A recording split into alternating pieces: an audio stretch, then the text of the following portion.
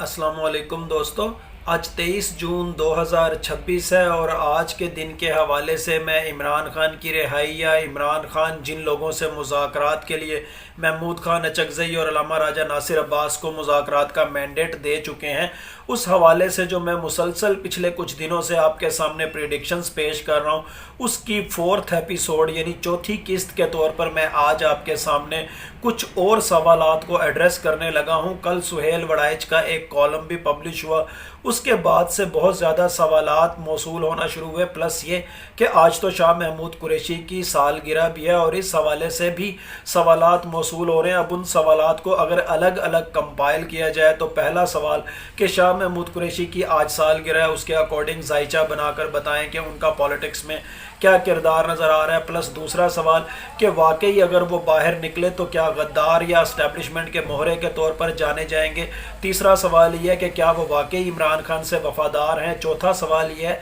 कि क्या अलीमा खान के जो जारहाना बयानात हैं क्या वो वाकई इमरान खान से हकीकी मोहब्बत करने वाले या पीटीआई के जो हकीकी वफादार हैं उनको नुकसान पहुँचा रहे हैं, या फिर इमरान खान ने जिन लोगों को मुज़ाकरात का मैंडेट दिया हुआ है कि इमरान खान के बिहाफ पर वो कुछ लोगों के साथ मुज़ाकरात करें, क्या अलीमा खान के जारहाना बयानात उस मुज़ाकरात के अमल को जिसका मैंडेट खुद इमरान खान दे चुके हैं उनकी कोशिशों को नुकसान पहुंचाती हुई नज़र आ रही हैं वो बयानात। फिर पांचवा सवाल यह है कि शाह महमूद कुरैशी की रिहाई कब तक मुतवक्के होगी। फिर छठा सवाल यह है कि शाह महमूद कुरैशी के दिमाग में इस वक्त क्या चल रहा है, जबकि आज उनकी सालगिरह भी है और जेल में उनको 1043 दिन भी हो चुके हैं, यानी 1043 डेज। फिर इसके साथ साथ एक सवाल ये कि क्या इमरान खान पहले निकलेंगे या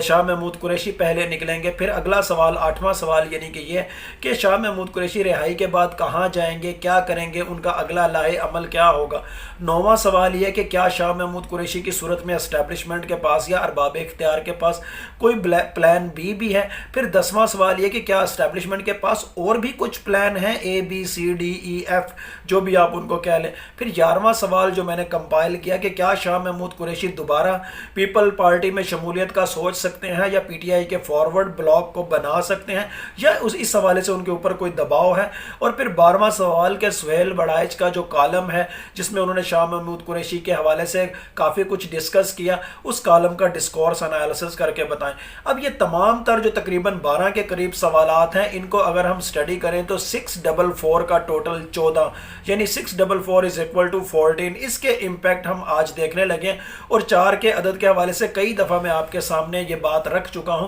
कि जिसकी डेट ऑफ बर्थ में 4 आता है या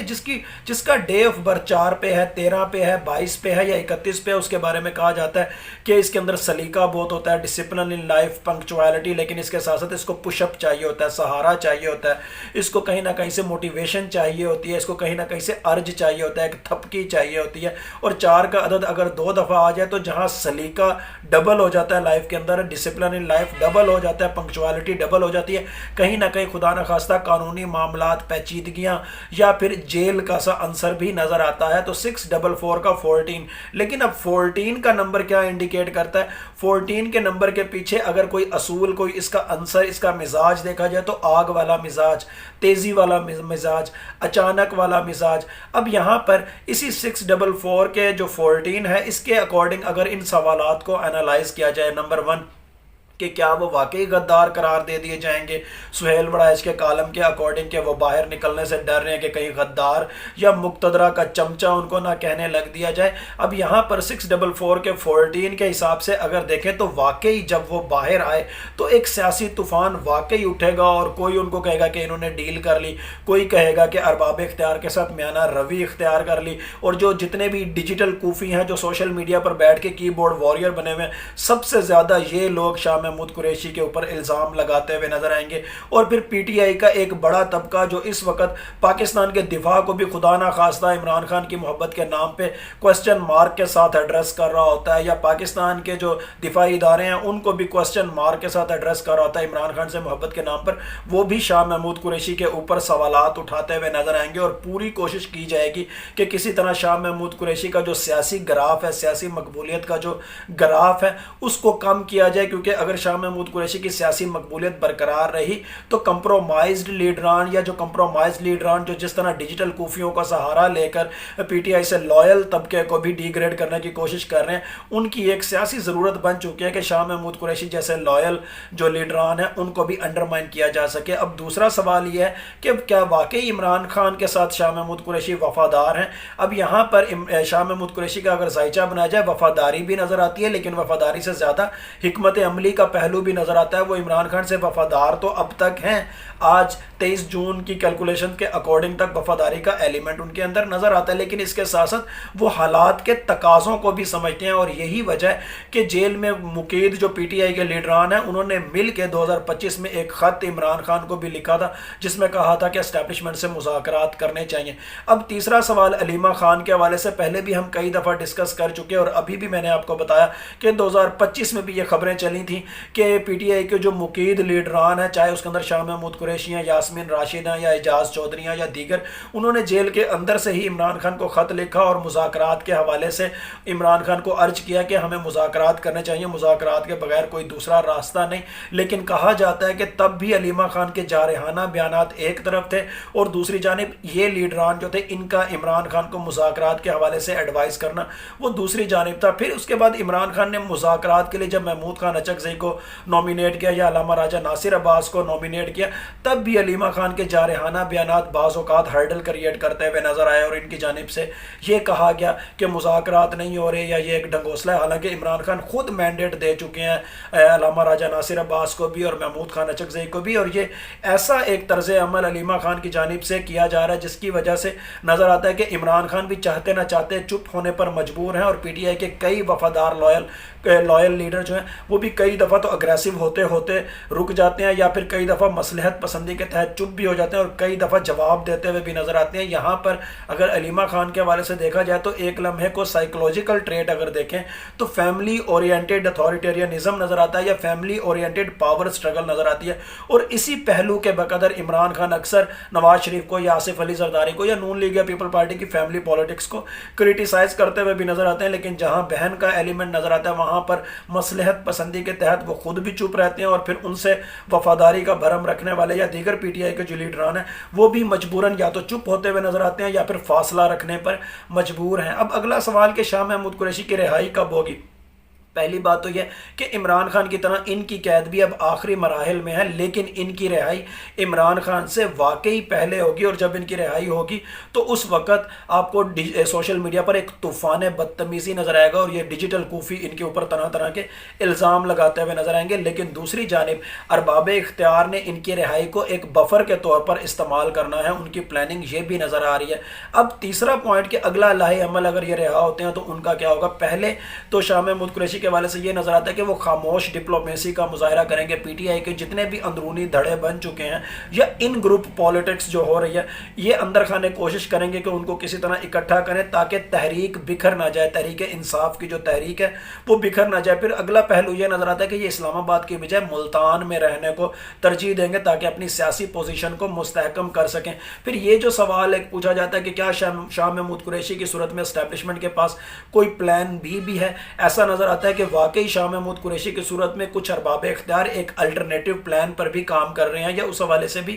سوچتے ہوئے نظر آ رہے ہیں، اور اسی وجہ سے آپ کو یہ تو نظر آتا ہے کہ شاہ محمود قریشی کو کچھ کیسز میں ضمانت مل رہی ہے لیکن ان کی رہائی نہیں ہو رہی ہے۔ ایک طرح سے یہ ایک ہولڈنگ پیٹرن ہے، اور تمام تر پلانز جتنے بھی اسٹیبلشمنٹ کے پلانز ہیں ان حوالوں سے بھی میں ابھی ڈسکس کروں گا، لیکن یہ جو ایک ہولڈنگ پیٹرن ہے یا ہولڈنگ پلان جو ہے اس کے تحت کچھ لوگوں کا یہ خیال ہے کہ شاہ محمود قریشی کے اوپر دباؤ رہے تاکہ وہ رہائی کے فوراً بعد کوئی احتجاج شروع نہ کر سکے، کوئی پروٹیسٹ شروع نہ کر سکیں، اور پلان بی کے اندر یہ بھی شامل ہے کہ محمود خان اچکزئی کا جو پشتون کارڈ ہے یا علامہ راجہ ناصر عباس کا جو سیکٹیرین کارڈ ہے اس کو کسی طرح سائڈ لائن کرتے ہوئے شاہ محمود قریشی کو آگے لایا جائے، اور ان کا جو مصلحت پسندی والا ایٹیچیوڈ ہے، جو نرم مزاجی والا ایٹیچیوڈ ہے، اس کو کسی طرح سامنے لایا جائے اور soft version of P T I کو پروموٹ کرنے کی کوشش کی جائے تاکہ پی ٹی آئی یا عمران خان کا جو ایکچولی جو نیریٹو ہے اس کی جو سختی ہے اس کے اندر کہیں نہ کہیں نرمی کسی جھلک نظر آئے۔ اب اگلا اگلا سوال کہ سہیل وڑائچ کے کالم کا ڈسکورس انالیسس کریں۔ سہیل وڑائچ نے شاہ محمود قریشی کے ذاتی وقار اور ان کی مجبوری کے درمیان جو تضاد، جو کنٹراڈکشنز کو ہائی لائٹ کیا ہے، وہ واقعی حقائق سے کافی حد تک قریب تر ہے۔ ایک سوال یہ بھی پوچھا جاتا ہے کہ کیا شاہ محمود قریشی کے بچے ان پر زور لگا رہے ہیں کہ پی ٹی آئی کا فارورڈ بلاک بنایا جائے یا پیپل پارٹی میں شامل ہوا جائے۔ یہاں پر یہ بتا دوں کہ شاہ محمود قریشی کی جو پرسنالٹی ہے وہ سیاسی توازن کو ہائی لائٹ کرتی ہے۔ ان پر واقعی ایک طرف سے یہ دباؤ ہے کہ پیپل پارٹی کو جوائن کر لیا جائے، دوسری جانب یہ کہ پی ٹی آئی کا فارورڈ بلاک بنا لیا جائے، لیکن یہ ان دونوں کو مسترد بھی نہیں کر رہے، لیکن خاموشی بھی اختیار کیے ہوئے ہیں، کیونکہ ان کو معلوم ہے کہ اس عمر کے اس حصے میں اگر انہوں نے کچھ ایسا ویسا پیٹرن اختیار کیا، چاہے پیپل پارٹی کے اکارڈنگ یا فارورڈ بلاک کے اکارڈنگ، تو دونوں صورتوں میں ان کا سیاسی کیریئر مکمل طور پر ختم ہو جائے گا، بلکہ اس پہ دھبے لگ جائیں گے۔ ایک طرح سے شاہ محمود قریشی کی صورت میں کچھ ارباب اختیار کے سامنے ایک پولیٹیکل شطرنج آپ کہہ سکتے ہیں، ایک بڑی چال کہہ سکتے ہیں جو کھیلنے کے لیے تیار پڑی ہوئی ہے، لیکن شاہ محمود قریشی اس میں نہ مہرہ ہیں نہ غدار ہیں، وہ بس حالات کی سنگینی کو جانتے ہیں، اور 14 کا نمبر 644 کا جو 14 ہے وہ واضح طور پر بتا رہا ہے کہ ایک تبدیلی آنے والی ہے، اور وہ اتنی تیز اور اتنی اچانک ہوگی کہ کسی کو سنبھلنے کا موقع بھی نہیں ملے گا۔ ابھی یہ جو میں نے آپ کو بات کی کہ اسٹیبلشمنٹ کے پاس تو plan A B C D E F اور بھی کچھ ہوں گے، اگر ان پلانز کے حوالے سے ڈسکس کیا جائے تو پلان اے کیا ہے کہ عمران خان کو جھکا لینا، ان کو سرنڈر کرنا مذاکرات کی صورت، یا لالی پاپ دے کر یا تشدد کر کے، یا پھر ان کو پہلے کھانا کھلانا اور کھانا کھلانے کے بعد ان پر تشدد کرنا تاکہ ان کو تکلیف ہو اور وہ پھر تکلیف کی صورت میں ہماری کوئی بات مان لیں۔ دوسرا پلان بھی ایسا نظر آتا ہے کہ جیسے پی ٹی آئی کے اندرونی اختلافات کو ہوا دینا تاکہ یہ جماعت منظم نظر نہ آئے اور بکھرا ہوا گروہ کی صورت میں وہ سامنے آئے، اور عمران خان کو کہا جائے کہ دیکھو آپ کی جماعت تو بکھر چکی ہے۔ ایک اور پلان یہ نظر آتا ہے کہ 9 مئی کی طرح کا ہی کوئی اور واقعہ، کچھ اور ایسے حالات پیدا کرنا کہ لوگ ٹریگر ہو جائیں، مشتعل ہو جائیں، اور پھر کوئی ایسا واقعہ اور اس کی صورت میں پی ٹی آئی کو یا عمران خان کی آئیڈیالوجی کو مزید سپریس کر دیا جائے۔ پھر چوتھا جو پلان، جو آپ کہہ لیں چوتھی آپشن کہ شاہ محمود قریشی کی صورت میں ایک پہلی آپشن ورنہ پھر شہریار افریدی یا علی امین گنڈا پور ڈائریکٹ فارورڈ بلاک نہ بھی بنایا جائے، تو ان گروپ پالیٹکس کی صورت میں پریشر بلڈ کرنا، اور ایک طرح سے آپ کہہ لیں کہ یہاں پر فردر 2 آپشنز کے، ایک طرف تو aggressive politics within the PTI show کرنا کہ جی باقی لوگ کمپرومائزڈ ہو چکے ہیں اور عمران خان کی رہائی کے لیے کوشش نہیں کر رہے لیکن ہم کوشش کرنے لگے ہیں، یا پھر soft version of P T I کہ دیکھو باقی لوگ تو مذاکرات کی بات نہیں کرتے، ڈیل کی بات نہیں کرتے، اسی لیے عمران خان اندر ہے، ہم مذاکرات کی بات کر رہے ہیں، ہم عمران خان کو رہائی دلانا چاہتے ہیں، اور اس طرح کا دونوں پیرالل آپشنز یہاں پر فردر نظر آتی ہیں۔ پھر ایک اگلا پلان آپ کہہ سکتے ہیں پلان ایف، اگر ہم یہاں پر بات کریں کہ سوشل میڈیا پر جعلی پروپوگنڈا کرنا کہ جی عمران خان کے ساتھ فلانا مل گیا، فلانے نے مذاکرات کر لیا، فلانا کمپرومائز ہو گیا، دس اینڈ دیٹ، اور ڈیجیٹل کوفیوں کی مدد سے کسی کو اتنا انڈرمائن کر لینا، کسی کو اتنا ڈی ویلیو کرنا، بلکہ وطن عزیز کے دفاع پہ بھی اگر کوئی سیاستدان یا پی ٹی آئی سے کوئی محبت رکھنے والا یا عمران خان سے محبت رکھنے والا اگر کوئی بات کرے گا پاکستان کے دفاع کے اوپر، پاکستان کے دفاعی اداروں کے سپورٹ میں، تو اس کو بھی اس طرح کے ایلیگیشن لگانا کہ جیسے یہ کمپرومائزڈ ہو گیا یا جیسے یہ بالکل یہ کسی کے آگے بچ گیا ہے، دس اینڈ دیٹ۔ اور پھر اس کے بعد ایک اگلا پلان جی اگر ہم بات کریں یا ایک اور آپشن کے طور پر بات کریں کہ کس طریقے سے عمران خان یا پی ٹی آئی جو حقیقی پی ٹی آئی ہے، جو آئیڈیالوجی ہے، اس کو انڈرمائن کیا جا سکتا ہے کہ سوشل میڈیا پر عمران خان کو محب وطن ظاہر کرنے کی بجائے ایک ضدی سیاستدان کے طور پر ظاہر کرنا یا ریاست دشمن کے طور پر ظاہر کرنا کہ وہ بلوچستان کے کچھ انتشار پسند یا خیبر پختونخوا کے کچھ انتشار پسند لوگوں کو سپورٹ کر رہے ہیں، دس اینڈ دیٹ۔ اور ایک آخری جو پلان اس وقت نظر آتا ہے کہ دیہی علاقوں میں روایتی سیاستدانوں کی مدد سے، جن کو ہم الیکٹیبلز بھی کہتے ہیں، ان کی مدد سے دیہی علاقوں میں یا جو اتنے باشعور علاقے نہیں ہیں یا جہاں تعلیم کی کمی ہے، وہاں پر دیہی علاقوں کے اندر لوگوں کے اندر عمران خان کے حوالے سے بدگمانی پیدا کر دینا، پی ٹی آئی کے حوالے سے بدگمانی پیدا کر دینا یا خوف پیدا کر دینا، یہ تمام تر پلانز اس وقت تک نظر آتے ہیں کہ عمران خان کے خلاف یا حقیقی پی ٹی آئی یا پی ٹی آئی سے محبت کرنے والوں کے خلاف استعمال کیے جا سکتے ہیں۔ لیکن پھر وہی قرآن پاک کی آیت کہ وَمَكَرُوا وَمَكَرَ اللَّهُ وَاللَّهُ خَيْرُ الْمَاكِرِينَ and they plot and Allah plans and Allah is the biggest planner۔ یہ جو کچھ آپ کو میں نے بتایا 644 کے 14 کے امپیکٹ کے اکارڈنگ بتایا، زورواسٹر نیومرولوجی کو بھی یوٹیلائز کیا، لیکن ایمان کا تقاضا ہے ہمیشہ کی طرح یہی کہوں، ہوتا وہی ہے جو اللہ تعالیٰ چاہتے ہیں۔ اللہ تعالیٰ چاہیں تو یہ سب کچھ ہو، اللہ تعالیٰ چاہیں تو کچھ بھی نہ ہو، اللہ تعالیٰ چاہیں تو کچھ ہو اور کچھ نہ ہو، بلا شبہ غیب کا علم صرف اور صرف اللہ تعالیٰ کی ذات کو ہے۔ Thank you so much.